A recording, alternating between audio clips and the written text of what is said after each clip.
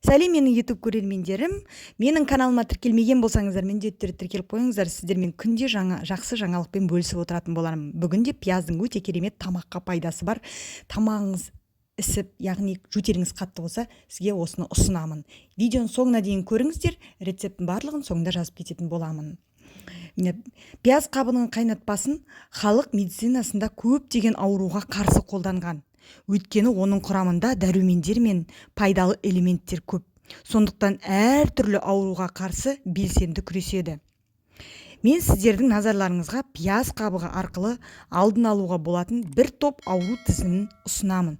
Тамағыңыз жиі ауырса, пияз қабығының үстіне қайнаған су құйып, сүзгіден өткізіп, тамағыңызды шайыңыз.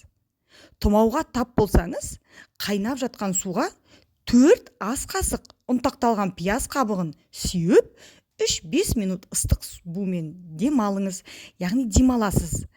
Ыстық суға аузыңызды ашып тұрып, буына демаласыз. Керемет тамағыңызға көмектесетін болады. Егер де қатты жөтеліп жатсаңыз, 2 стакан суға 2 ас қасық пияз қабығын салып, 15 минут қайнатыңыз. Және міндетті түрде сүзгіден өткізіңіз. Күніне 3 рет тамақ ішерден жарты сағат бұрын 1 стаканнан тұтыныңыз. Менің каналыма тіркелмеген болса, міндетті түрде тіркеліп қойыңыздар. Рахмет, соңына дейін қарағандарыңыз үшін.